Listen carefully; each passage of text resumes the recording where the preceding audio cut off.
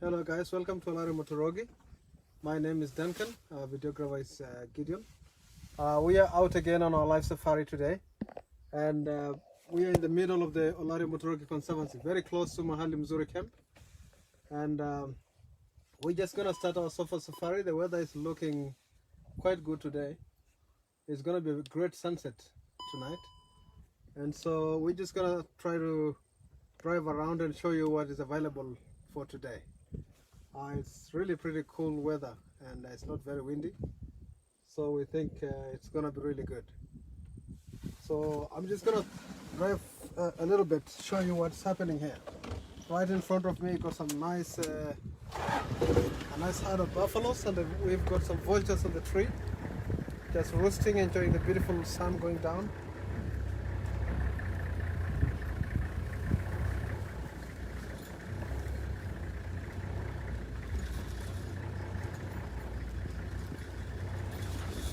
So I'm just gonna stop here. Some beautiful light on two birds on our left.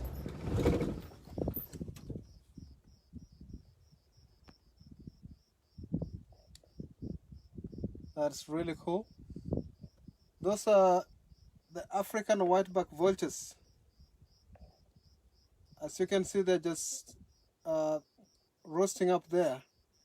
Probably they have a nest around here. This is a very good nesting site for vultures. And initially there was also some lappetfish, which is the biggest of the vultures around here. But these two are just roosting here. And the light is really good. If you look around, it's really nice weather today.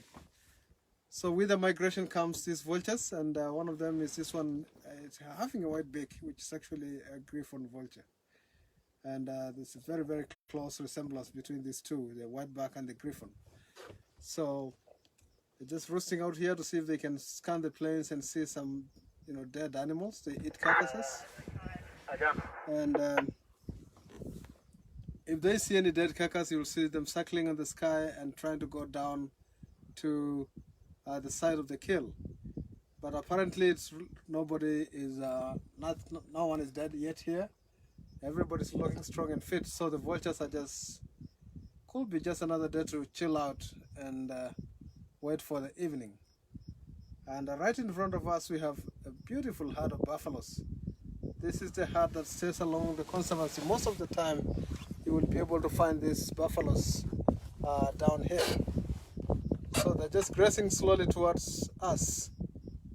And it's pretty much a big herd of buffaloes. It's roughly about 200 of them, all just enjoying this big grass here. They're bulk grazers, so the high grass are very good for buffaloes.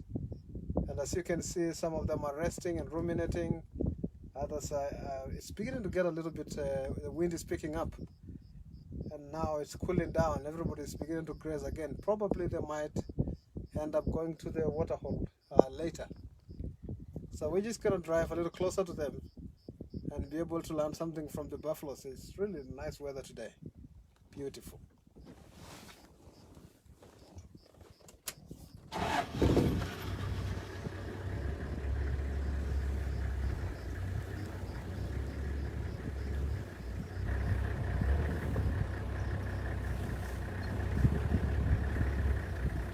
Yeah, sorry about last week. We were not able to come out live for the safari. We were very busy with the guests. We happened to be busy for the last 1 week. And so today we are out and about, trying to show you what's happening down here in the Mara.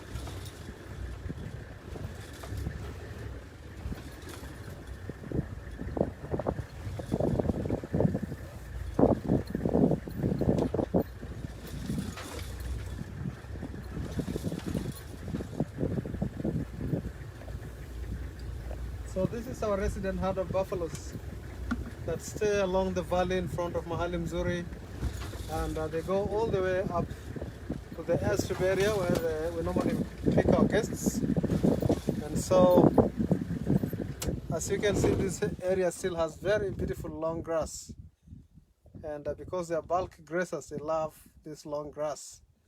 And apparently we had rain for the last few days. We had a bit of rain, and the grass is turning green again, and so it's becoming more fresh. They're enjoying it, and they have been spending the day almost, I think, the whole day here, and now looks like they're waking up. Others are still lying down from behind there, just resting and ruminating. They've been eating all day.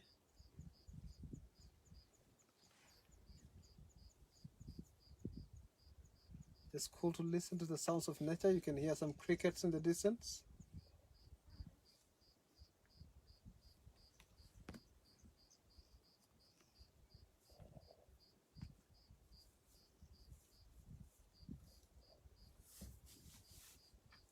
What a beautiful country.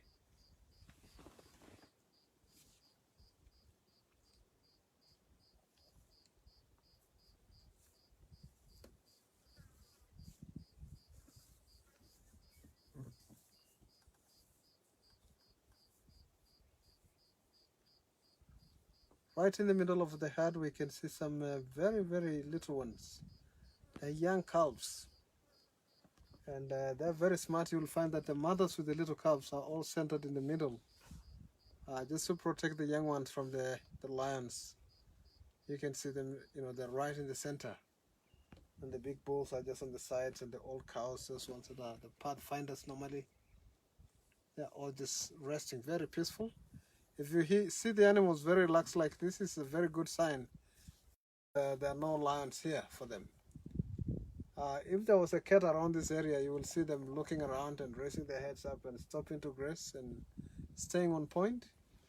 But as you can see, they're very, very peaceful.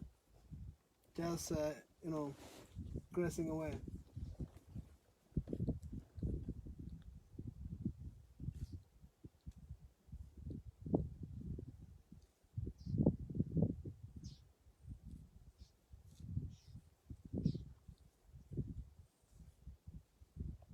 We also got these birds called the yellow-billed oxpeckers that are jumping on their backs just to take ticks off, and that's a kind of a symbiosis between the two.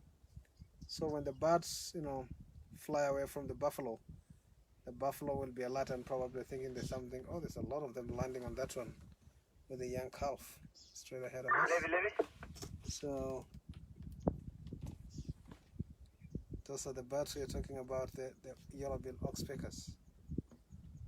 Yep, right there. Those are the birds landing on that one, taking off the ticks, and they warn the buffalo when something is approaching like a predator. The birds probably will fly away and the buffalo will be alert. So they're taking ticks off. Look at the way they're trying to smell us. You can, putting their heads up. Even the young calf is learning to use her nose. Those are some of the survival strategies for grazers in the wild. You have to use all the senses to be able to survive. Smelling, listening, hearing, making sure that everything is okay. And they normally guard, this side, the downward side of the wind, is the side of the wind that, grazers normally bother more about that side because they can't smell downwind. So if, for example, a lion is downwind, they have to use a lot of vision, as opposed to if a lion is upwind, they can easily smell the lion and you'll see them running away. But when the lion is stalking the buffaloes downwind, then they have to be able to see the lion, otherwise the lion can stalk them and get very close into striking distance and probably attack them.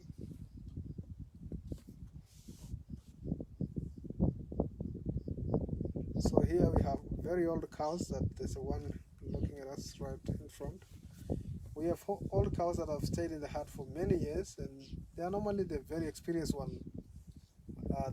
They're the pathfinders. They're the ones that know that the grass is beautiful on this side.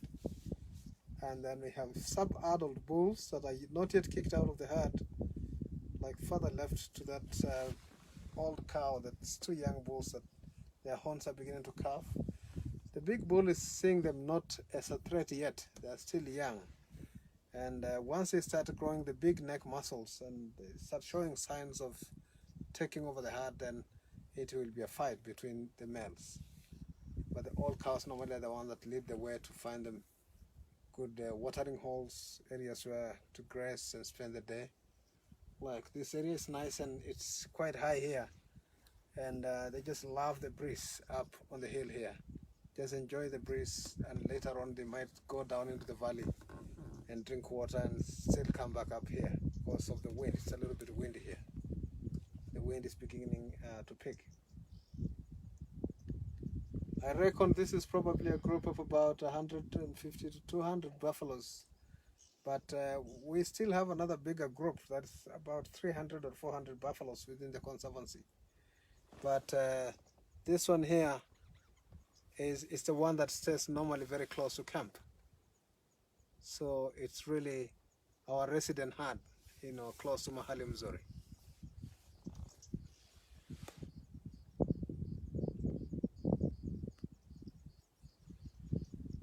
Just a very peaceful evening, It's still a little warmer. I think the cats must still be sleeping. Maasai Mara is known for cats. This is animal theater. And these hours of the day is the time for grazers. The lions are still sleeping. They rest a lot. They can sleep up to about 18 hours a day. And, they're called consummate resters. Once they eat, all they can do is just to sleep. And now this is a time for grazers, animals that are grazing on the plains, just having a great time. And once it starts getting a little cooler, like from 6 o'clock, the cats are beginning to move a lot. And you realize that even the body language of the grazers will begin to change. They become more alert because it's a sign of nightfall. The night is coming. Well, there's two young bulls that play fighting here. So right now they are not really very bothered because naturally they know that the lions are not close. But after 6 o'clock, you will find that the whole cycle changes. They start getting very alert, and they will pay attention to any sounds that they hear. For example, if an impala is snorting from a distance, the buffaloes will copy the same message. If a wildebeest is snorting or a zebra, all animals have that unique alarm system where when one starts snorting, the rest of them will be able to copy, and they stop grazing and pay attention. And the next thing you might see is running in all directions as fast as your legs can take you. And the rule here in the wild is you have to be fit. Otherwise, if you have a broken limb, you're looking too old, one is looking a little bit sick, the cats are paying attention to eliminate them. That's why almost all the animals on the plains are looking very healthy and fit.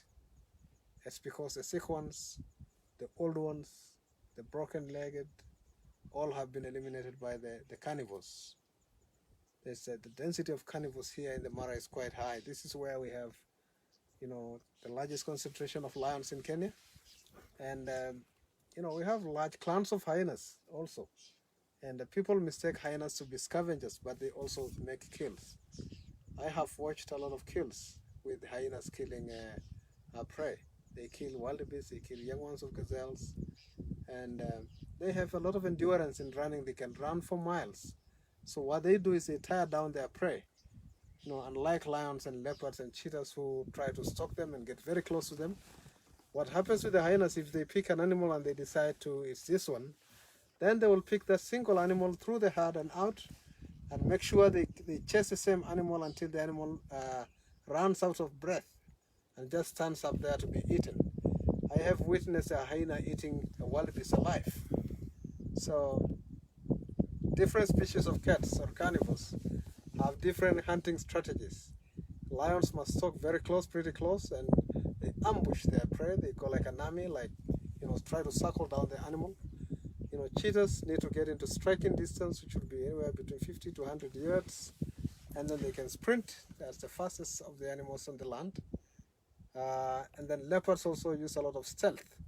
They can sneak in very close, and they pounce and jump very quickly. and be able to grab their prey. So for hyenas are very different. They just single out an animal and they give the chase, and keeping hope that the animal loses energy as it runs, because hyenas can run for miles.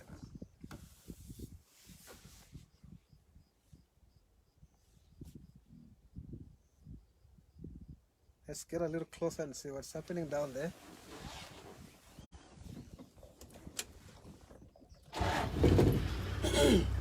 So the trees that you see are fallen down, like this one straight in front of us. It's because of the elephants. There's a lot of elephants activity here, especially in the month of April, May, June. We have a lot of elephants in the conservancy. And now as it starts drying up, like now, when there's not much rain and not a lot of grass, they will be able to venture more into the western corridor of the Mara and probably even cross the border into Tanzania, all the way down to Tarangire. So here, now because the grass is getting shorter, we may not have large herds of elephants. They will be moving out of here because the grass is getting too short, although they are mixed feeders. They love these acacia trees, like the ones that are right here is the Acacia geraldi, and they love them so much. You just pull them and rip their backs and feed on the trees.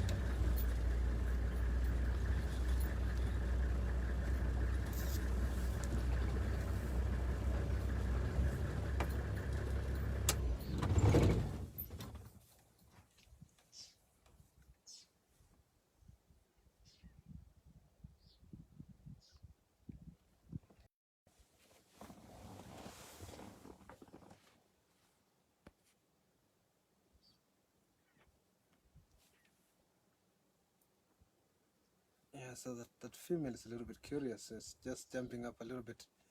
Was showing some signs of we are almost getting a little bit closer to the comfort zone. When you see an animal moving away, they have what we call a flight distance, where an animal feels a little comfortable having you around. But this particular female just jumped a little bit and turned around just to make sure we are not a threat.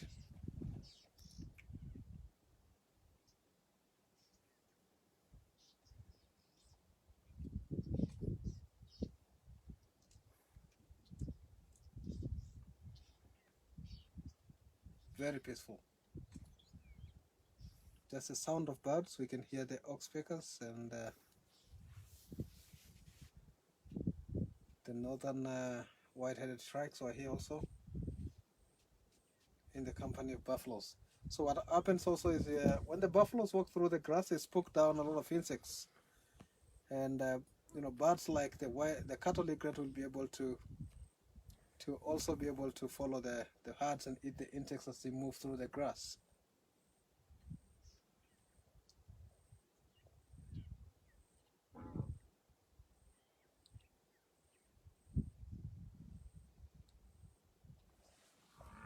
Yeah, there's some mating going on there. There's the biggest bull there having a cow.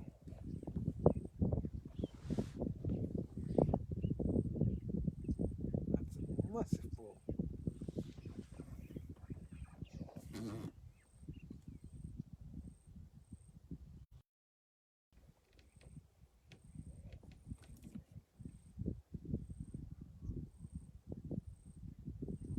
So that old cow must be coming into estrus, and that is the dominant bull in the herd. You can tell by looking at the size of the head. If you look at the size of the shield, the base of the horns is quite big as opposed to the female. Larger in size, very big neck muscles.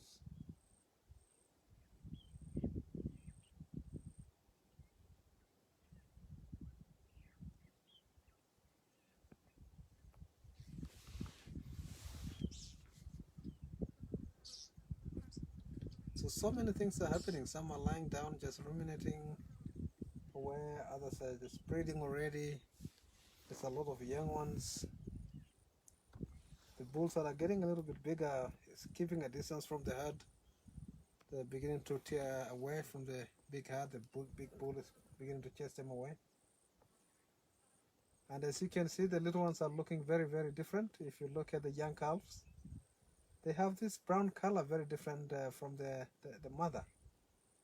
That is a survival strategy for the young ones of buffalo. So when they lie on the grass, it's not easy for lions to be able to see them. And as they grow older and bigger, then they get the dark black color of the African buffalo. But now you can see the young ones are looking quite different from the adults.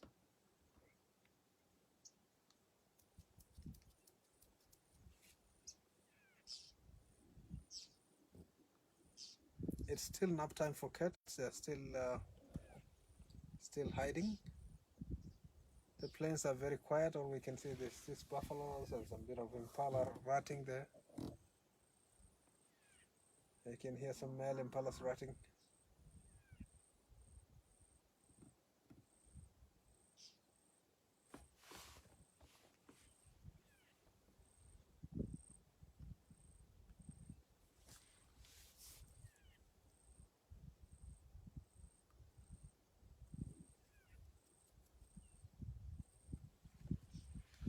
Cool. So let's drive a little bit, see if we can be able to start changing the tune, see if we can be lucky to see any carnivores around. This herd of buffaloes is looking quite relaxed, and just a very nice weather. They're not gonna go anywhere. They're just very happy being here. Yeah, so we're just gonna drive around, see what we can find, if we can be lucky to see any lions or leopards or cheetahs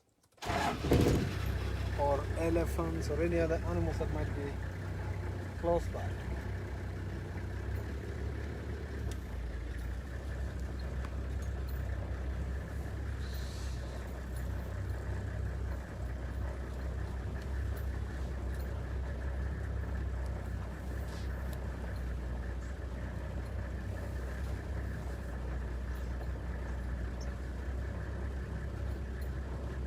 So many years back, this used to be a very dense acacia woodland. And before this place was turned into a conservation area, it used to be burned a lot by the local community to get rid of tsetse flies. Now it's turning into an open grassland with a few of the acacia trees, which are pretty much disappearing a lot because of the elephants. Although people mistake elephants to be environmental destructors, but they also plant trees. Once they poop, they carry a lot of seeds in their poop, and they also plant more. And that's why nature is very self-balancing. You don't need to help nature. Nature will always come back on its own without any human interference.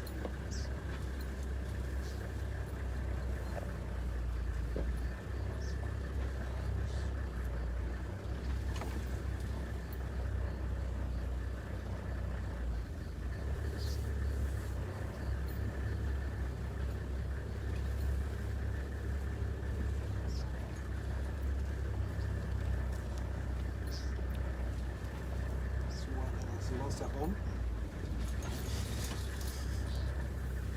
Very curious. Now we are upwind. That's why they're running away. They can smell us very well. You see, now most of them are paying attention.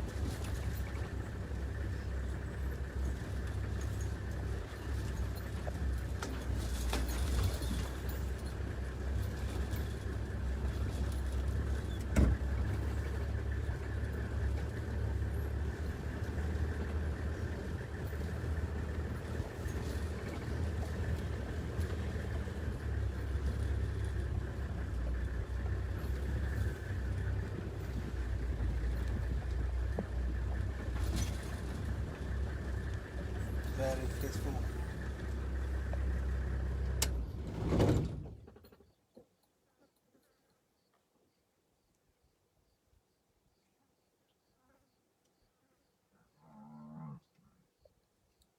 So you realize once we stop driving, this female stopped ruminating, probably wondering why are they stopping.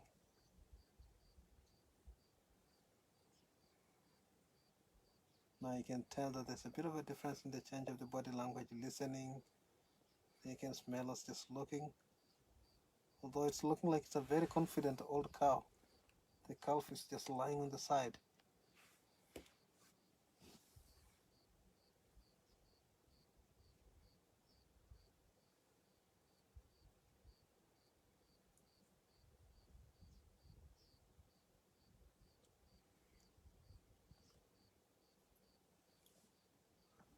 Alright, let's keep going.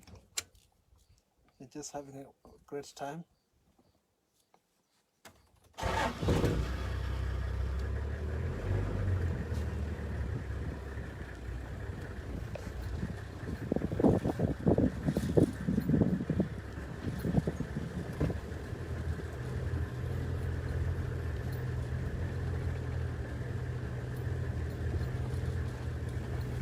Very beautiful evening.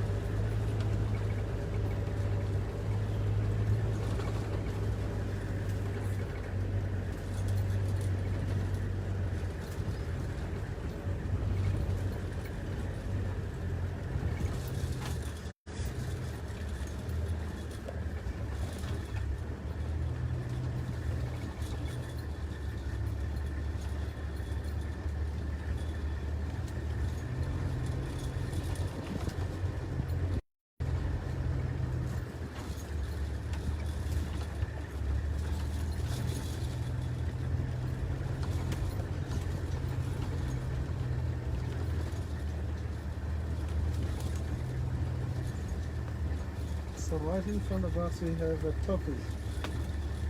From the Liscas lunatas of topi. This is a very unique behavior with the topis. The topis are very close relative to the wildebeest. If you look at the physical structure of this antelope, it has a sloping back and very long face, shorter hindquarters, very long front legs, and that's a behavior called lacking. You know, males like creating an arena and try to see if females will show up. Normally you'll find them going on top of termite mounds, trying to look big and handsome and see if they can attract some females to come very close by. They will also use the same termite mounds as high vantage points. This is one of the smartest antelopes on the plains. You will normally see them looking around, and it's very difficult for cats to stalk them. They are very alert most of the time. But other than that, one of the reasons we go on top of termite mounds, apart from scanning the landscape, that behavior is also called lacking, where they will go up there and males will form an arena and try to look big and handsome and see if some females will be able to come to them. As you can see, it's looking upwind. The sun is getting hot and it's trying to keep his face away from the sun. That's what I call a suicide mission. It's not really a very good thing to face into the wind, because if there is a predator coming from behind, this topic will be in trouble any moment, because the grass is still a little bit high and the lions can easily stalk it. But you see that they keep turning the head round. They're always on the move. They can just stop because here, right, so they have to keep turning around to make sure that they look in all sides and making sure that there's no cat coming by.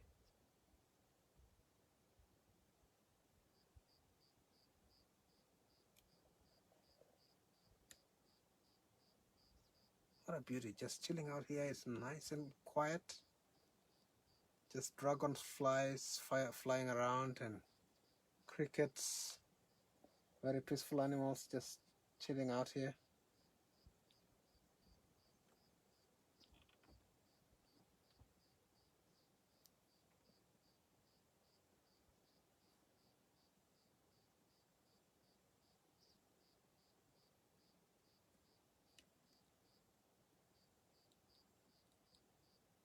Yeah, so those termite mounds, like those ones, look like it's already dead, it's not active.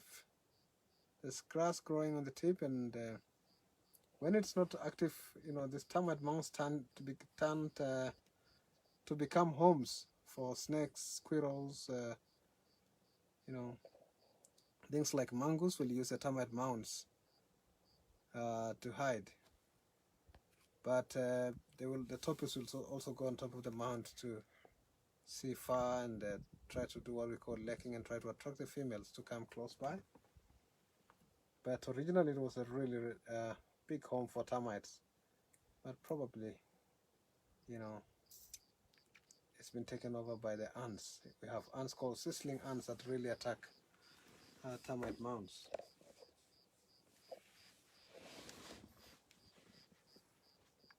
So what happens with the termites in a mound like that? We have soldiers, we have workers, we have all sorts of, we have drones that are meant to mate with the queen.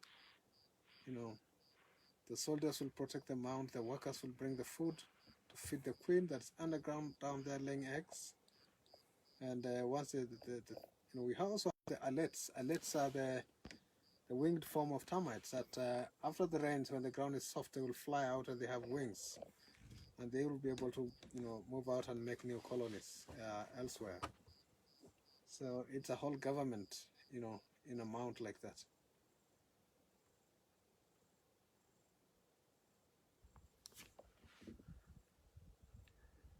And you can see that the mound is inclined in one direction. That is the side that is hit by the sun most of the time is more on the left. You can see the mound is really high on the right.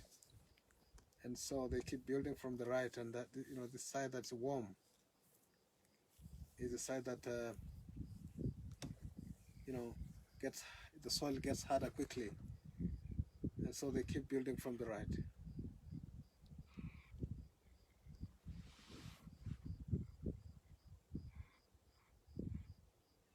One time I witnessed a topi standing up on a mound like that, and a snake just came out of the hole and bit the topi, and the topi fell down instantly. I thought probably it might have been a black mamba in the hole or something, and I was a little bit scared, so I couldn't go too close, but I definitely saw a head of a snake, and the topi just jumped a few meters and fell down and died instantly. Probably it might have been a black mamba, which is quite venomous. So we also have snakes living in those kind of mounds. If, you know, they're not used by termites anymore, snakes will be able to occupy the mound and make it into a home. So we're always very cautious when we get close to termite mounds, because we never know who lives inside there. Right, so let's drive around, see if we can be able to see more of the wildlife. This topi is very, very happy on this mound.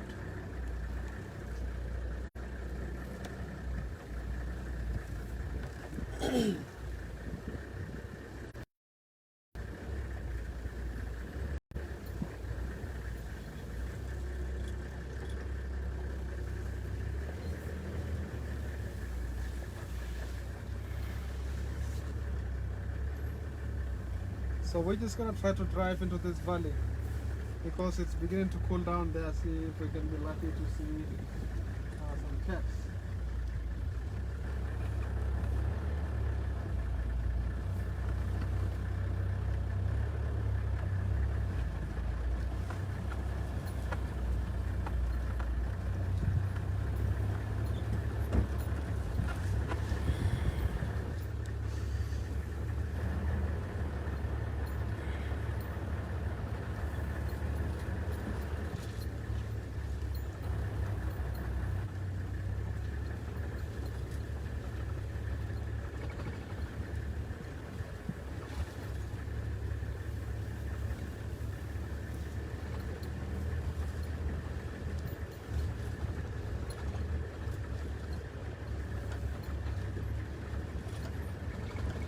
So this is not very far from Mahali Mzuri, our camp. And the concentration of wildlife here is just amazing. You know, all different species just coexisting together in a community. You know, we do have a lot of impala here, we have Ethiopia, we have buffaloes. I saw some Thompson gazelles. And so they're just all chilling out here. There's lots of grass in this spot. And it's not also very dense with the trees. It's easy for them to see the lions trying to attack them, or leopards or cheetahs.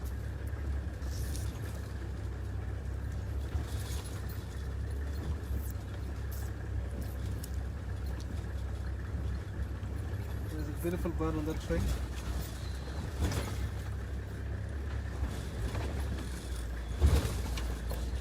It's definitely an eagle. It might be a black-chested snake eagle. I thought I saw some bit of white on its. I thought I saw some bit of white on its chest. That might be a black-chested snake eagle. So the reason why we also don't see a lot of snakes while on game drive here is because we do have a lot of animals that eat them. So things like eagles, mongooses, all attack snakes. And so snakes have got a lot of enemies. That's very rare to see them around. And once you'll be able to spot the snake, that's in the next minute it's gone.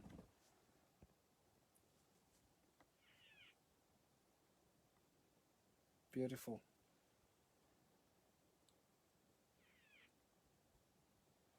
Yeah, one time I was able to see this black-chested snake eagle taking up a little young cobra and dropping it down. So because snakes have got one functional lung on the side, they run out of breath very quickly, and so the eagle will take the snake up the sky and drop it hard to hit the ground hard and pick it up again and take it back until the snake stands unconscious. You can see this bit of white coming out. It's facing the other way. It's definitely a black-chested snake eagle.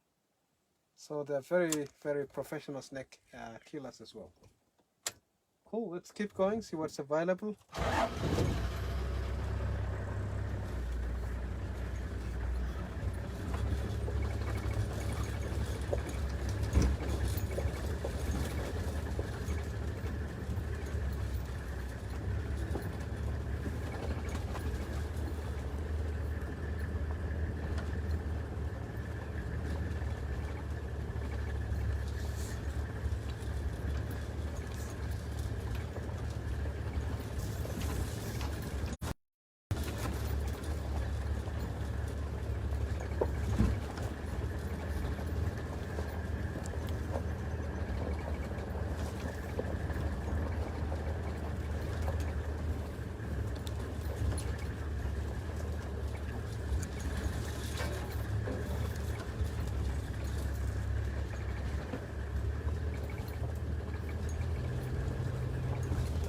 So this right in front of us is a valley along the camp.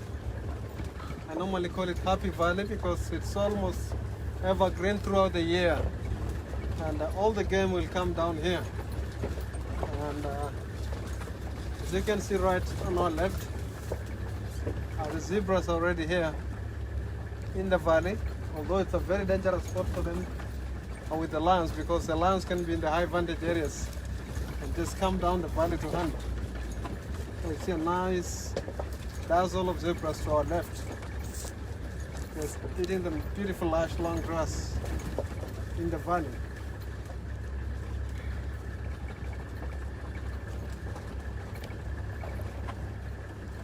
So the zebras are really having a great time.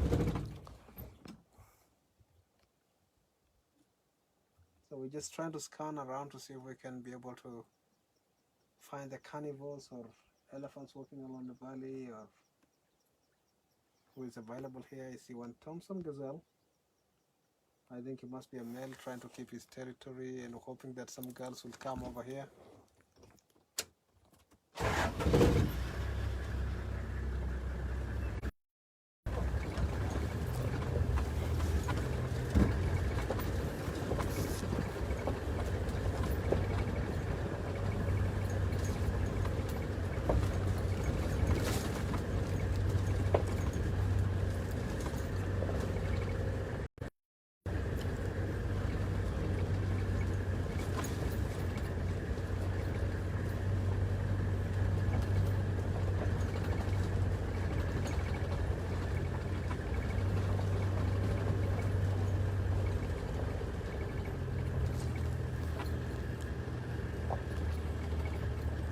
This is quite dangerous. Like on my right, you can be able to see there is one lone Thompson gazelle who is just here on his own. There's not a single gazelle around here now. And the grass is quite high. Once he puts his head down, he can become dinner for the leopard or the cheetah. So this is probably a male who is keeping these areas his little territory. It's looking nice and green, and he's hoping that some girls will come here at some point. So this is his territory, and it's just alone here, nobody's here. But it's quite suicidal also to be able to stay alone like this, because when they put the head down, you know, the predator can easily come very close. Okay, see, it's now being alert a little bit, and they're always looking downwind because that's why they don't have the sense of smell. They don't bother so much about the eastern side where the wind blows from, because it's upwind, they can smell it easily, but they will pay attention more to the side the wind is downwind. Okay.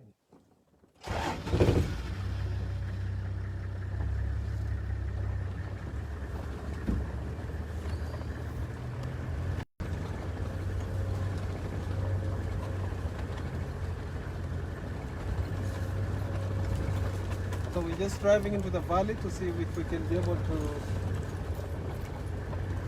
see anything nice.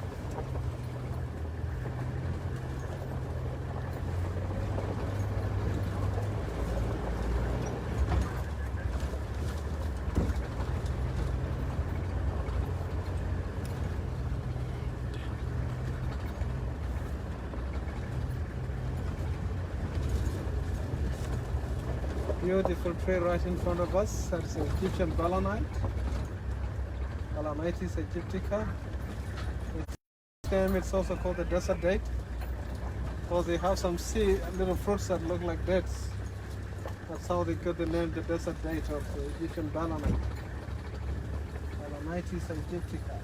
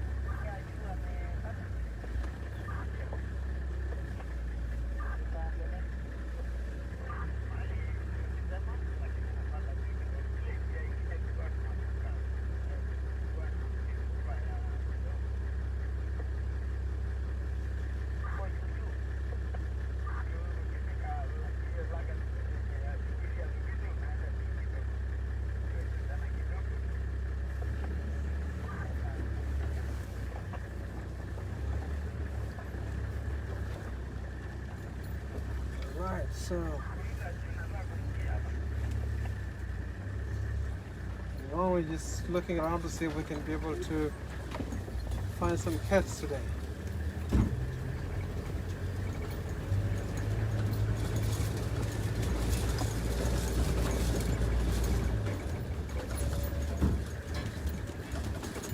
So right now we are on the lion or leopard or cheetah hunt, because the weather is changing, it's cooling down, and this is the time that the carnivores are beginning to wake up. So we're just trying our luck to see if we can be able to see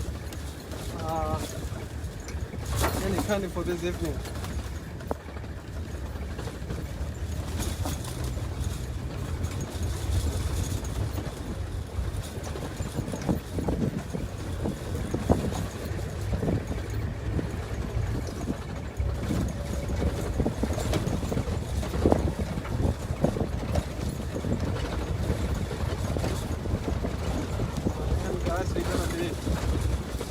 Driving a little bit to see if we want to check the various lion territories here, or leopards along this valley.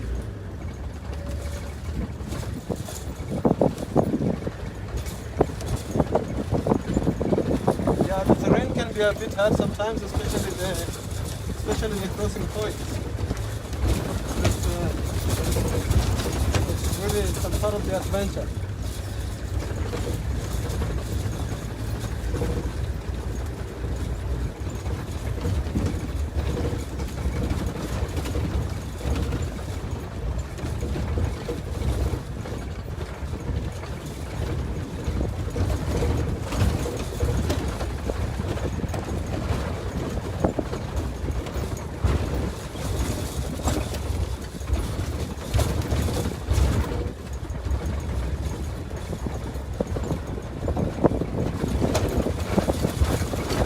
During the migration, this valley will be full of wildebeest.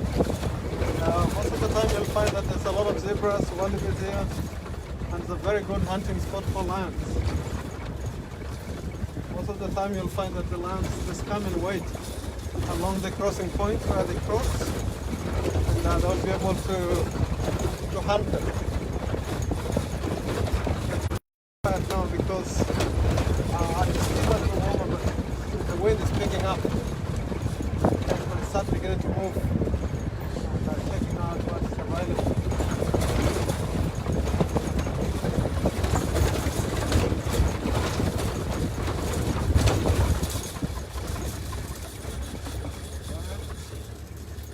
We're just going to cross this little valley here. It's quite a little bit tough. We're going to go through on tight.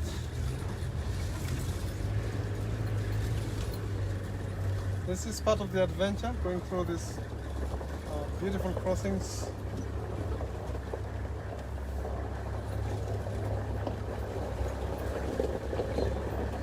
Though sometimes the elephants make roadblocks.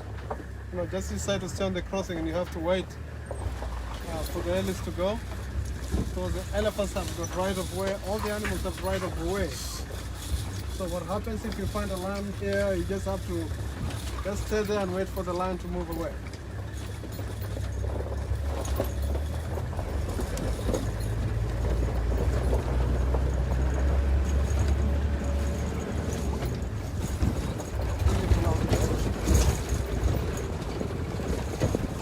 What a lovely block.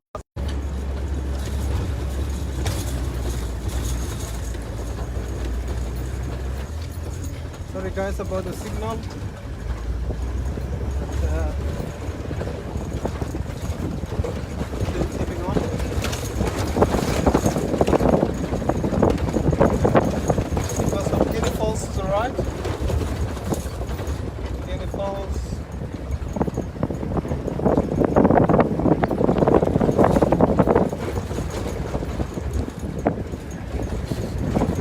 Fantastic light.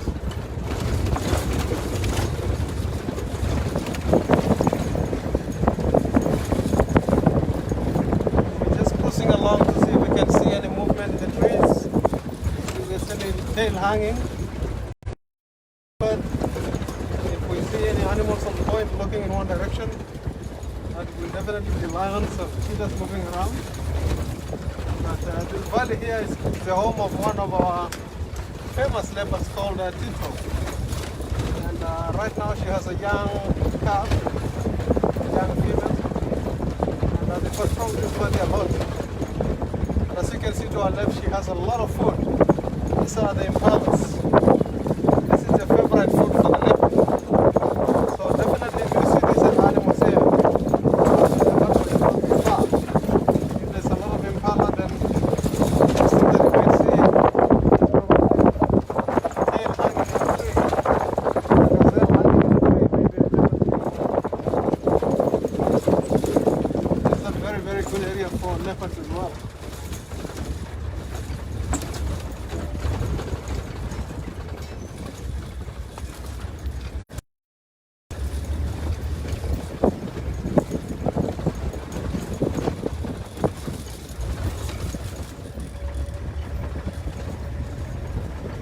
some areas we do get a bit of a signal challenge, but this is pretty much a good environment for cats, especially or resident leopard club here. Another group of impalas and young ones. This is a very good sign. Very good sign here.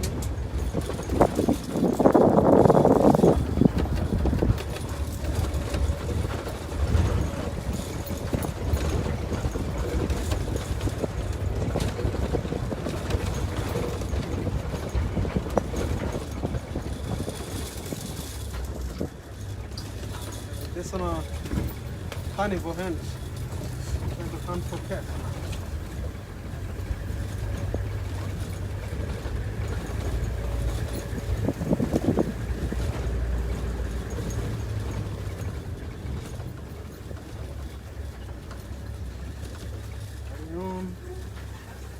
Through this little valley here.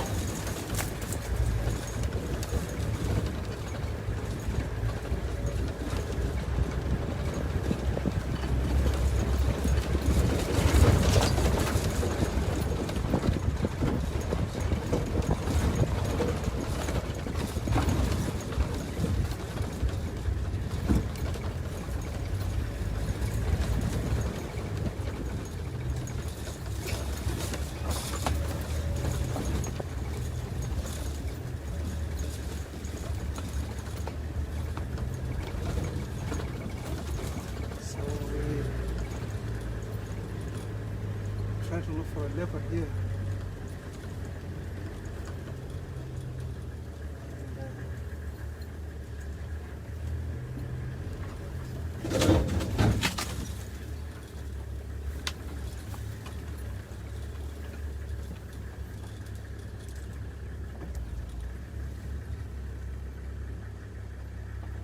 Right here we've got a young female leopard. Just gonna try and see.